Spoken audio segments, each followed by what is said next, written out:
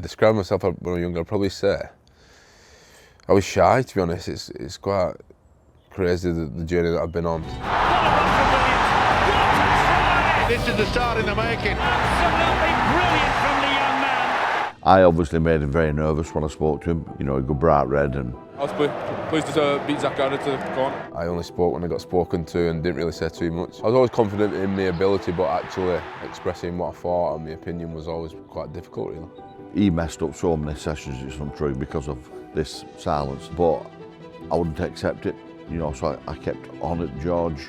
I found some days difficult, yeah, I'd be lying if I said otherwise. I think I'd go on and think nothing's ever good enough. But I knew what was there, I knew what was in him, and I wanted to bring it out. Williams! Going for the line and scoring a try of pure brilliance. He's the first person we look at when we need someone to step up, and George 9 times out of 10 goes and does it. Williams sends the kick up! Williams a hero! I think as you grow older, you understand your influence, and I think that's where George is. He's understanding how he can influence the group. It's good from you though, just coming round. So clever, George Williams! When you fall pregnant and you start having children, it's a complete different ball game, isn't it? You can't think about yourselves. You have to provide for your family, and your family becomes first, and he does that to this day.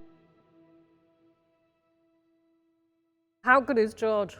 One of the best. One of the best, and I don't say that lightly, because I've coached some. I've been very, very, very lucky in my life. I've coached some of the best players, unbelievably good players, and George is up there. Great stepping from Williams. He's turned Quinlan inside out. What a fantastic Wigan try! Just an absolute talent, brave, tough, skillful, fast. He's got everything. I've known George since I was early teenagers, I'd say. Obviously playing for my team, Golden Parkside, and he was at St Pat's. He obviously played the year group above, obviously because he was so talented at such a young age. Matt Peets was my head of youth, and he was bringing George through, and we had a great half in Blake Green, and we won things with him. Blake Green was leaving Wigan. He could have easily signed an Australian halfback. I think I was 19 or 20 at the time, and he gave me the number 6 shirt. So for me that was huge. I think I'd only played 15 games the year before. I was inexperienced, didn't really talk. So his back was against the wall, but he backed me. I could see that George was going to be special, and Matty was pushing him all the time. I'm surprised I got so far not really speaking. I was a bit more confident within the lads my age, and in the academy I felt like I had a bit more respect and value within the team to speak. So in the first team I just went full on mute.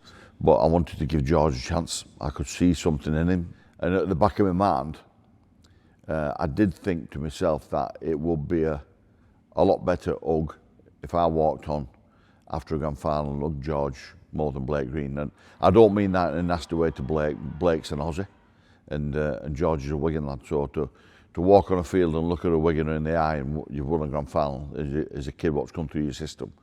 And that's one of the reasons why I wanted to push George. I could see he had talent.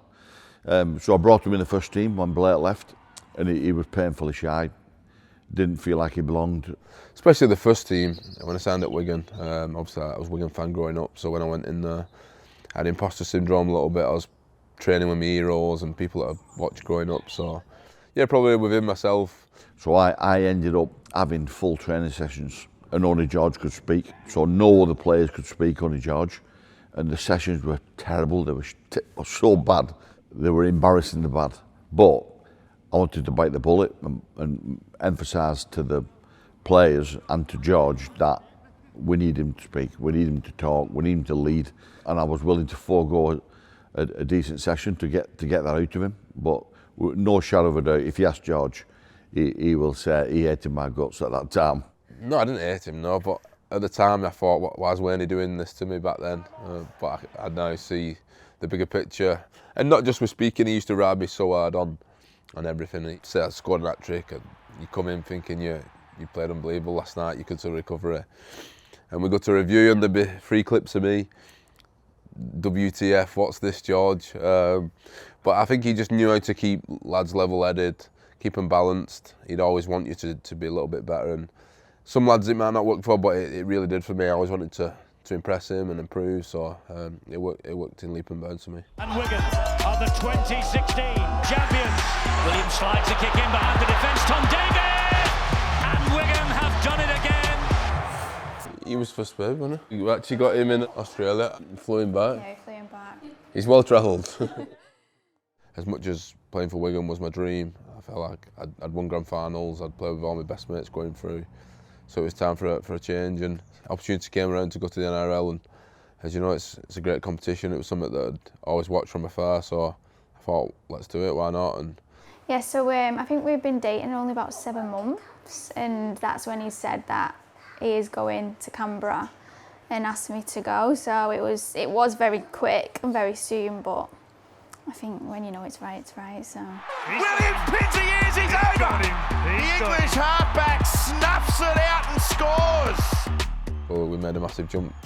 She gave up her job and her life to come with me, and yeah, it was a massive step for us both, but I think that's when I grew up as a man, really. I think obviously different cultures, meet new people. I still can't cook, so I've not fully grown up. George Williams, who goes bang! I think I got some confidence from playing in the NRL, within my voice and my opinions. And Ricky Stewart actually did something quite similar. I had to do every team run, so every day before the game, I'd present how we was going to attack and feed it to the team.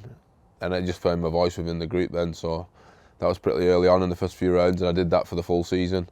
My voice then was well known within the group. I felt confident doing it, and I probably got better as it went on. Were there nerves when you first started having to do that and when you first moved? Yeah, I'd be lying. Again, I wanted to earn the respect of the group and the players, and some of them have been there for 10, 15 years, and I'm the new boy getting up the front talking, but the position that I play, you've got to be vocal. He's obviously had a lot of experience as a player and away from the game. He went to the NRL, played over there I think for just over a year at Canberra, and he had a bit of success there. You know, that's a tough job to go and hold, you know, to play in that NRL and you know, get to a prelim. It's not easy. Just being in Australia, away from his family, away from his mates, you have to survive. You have to, in the NRL, it's a tough competition. You have to speak. You need to verbalise your message to everybody, especially in the halves, and that would have done the world of good. It was good, and we really enjoyed it. Obviously, it was just COVID that came, and I fell pregnant, or else we would have stayed. They said the borders were closed for 3 years, 5 years. We didn't know what was quite going on, so we made a family decision to come home. And Pearl was meant to be born in Canberra, but we managed to get back just in time. And yeah, she was born in Western, so she'll probably hate us for that she's not got an Australian passport, not an English, living in the sun. But no, yeah, it was a great experience. I loved. Everybody thinks I talk about the NRL in a bad way. I absolutely love my time there. Don't have a bad word to say. It was just I probably made a family decision instead of a career decision, and I back that all the way. What's that one? A ball. Bing and Pando. He's an amazing dad. I actually can't fault him. I'm not just saying that he is. He never, if he has to do bedtime, the bottles, nappies, he never complains. He just gets on with it. It's a great lesson in growing up. I learned how selfish I was beforehand in just everyday life. Just obviously everything was about me. I had to do it everything was on my terms.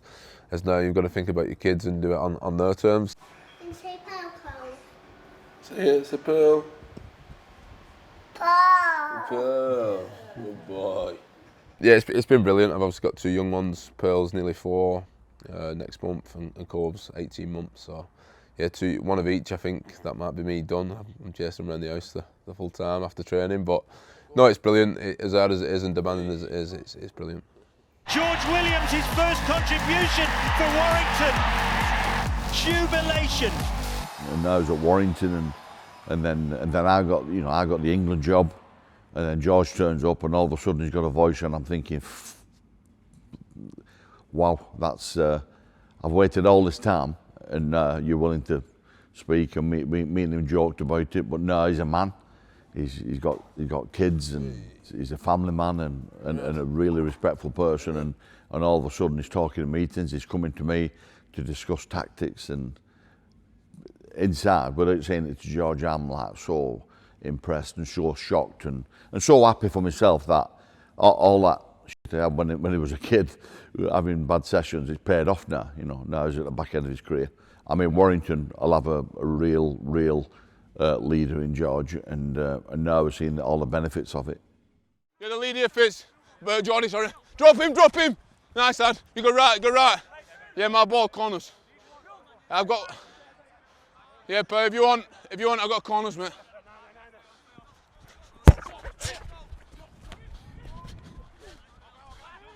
Here, Duff, have a look.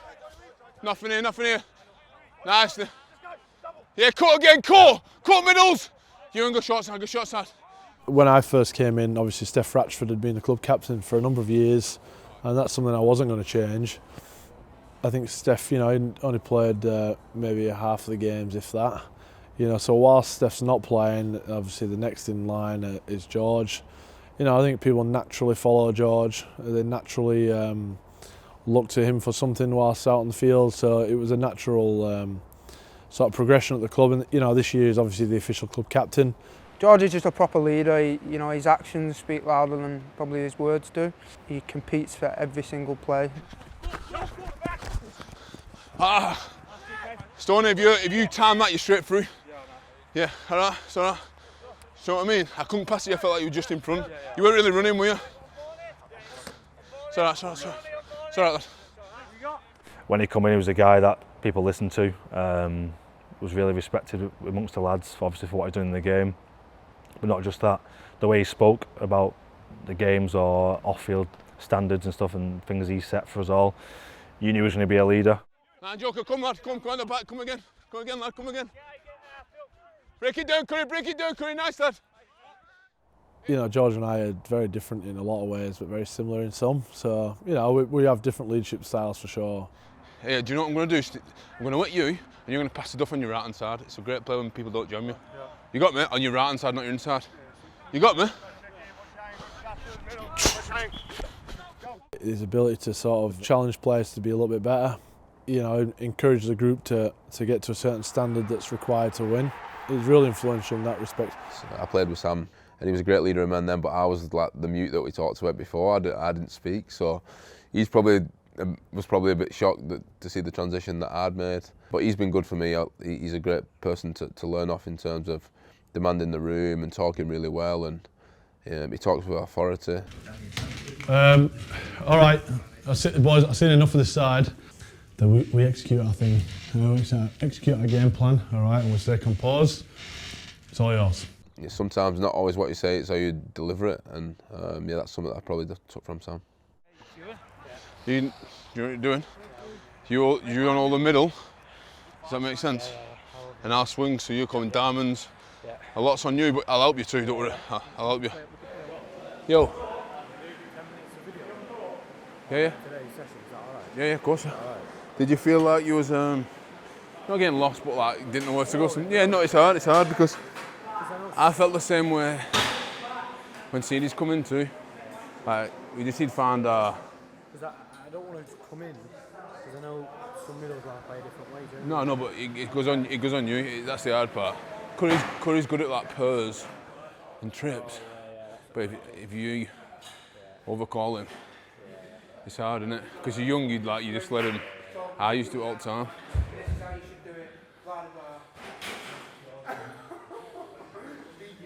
He asked me actually, so stop ruining the good content, mate. He actually asked me. Yeah, it makes me feel old. But no, I love that young kids come and ask me questions. To be fair, Tommy Luluai was really, really good with me. Matty Smith too. I was probably a little bit older than Ewan, so Ewan's doing the right thing at 17. I think he'll be a great player. For any young player striving to get better, I think that's the way you do it. You ask the senior boys who've been there, done that. And yeah, that means I'm old and I've been there and done that. So yeah, I appreciate him coming and asking me. But for the younger ones, I think that's the way you get better.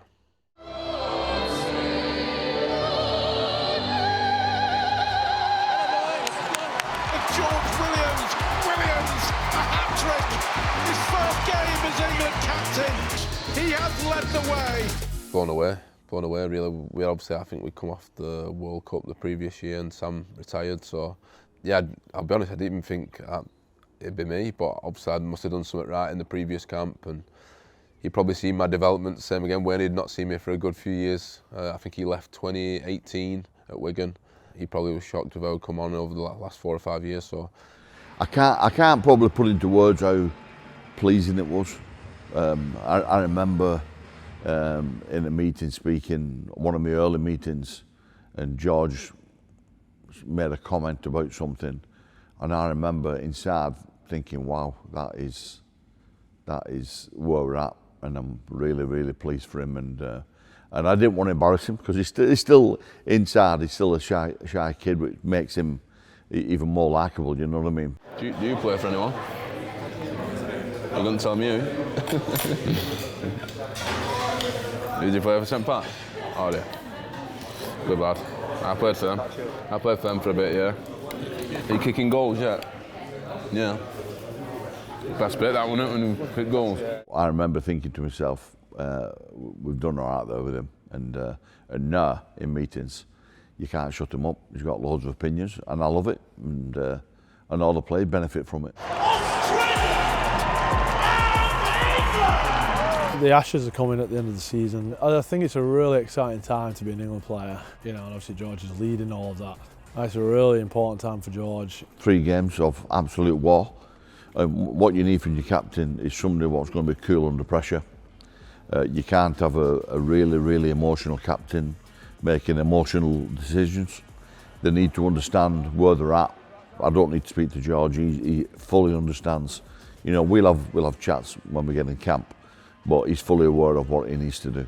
As players, as soon as it got announced, I was in the pipeline. It was, especially for myself, really exciting. I think we've all spoke about it in separate meetings with Wane and team meetings, and he's just got a real good feel about it. I think it's what the game needs in this country. I think obviously selling the 2 stadiums out pretty quickly, and we've got Wembley to go, speaks volumes of how much interest. And as a player, you want to be involved in the biggest events, and I think this is the biggest event in 20 years. Like there is some animosity between the 2 nations, which is what we need. Our game's a physical game. A lot of people come to see that side of it, so it'll be no different coming the end of the year. And as players again, that's one you look forward to. Out of everything, how much he's changed over the years, is there one thing that's impressed you most about his development? Yeah, I like him, seeing him as a dad. Now, bear in mind, I've seen Sam and George and many other players, like young kids, like 12, 13, 14, and now the dads, and I go to the christenings and the stag do's, and so I've seen full change, and you know, to see him as a dad, talking about his family, and that's very satisfying for me. I want them to have good laughs, good relationships with the kids when they're packing playing. You know, that's really, really important to me, and that's what George has. It's nice. It's true as well. He's right in what he's saying. He does want his players to have. He always talks about being good family men and good people, and yeah, it's nice. It's true. But yeah, like, my kids are my everything, so he's not wrong.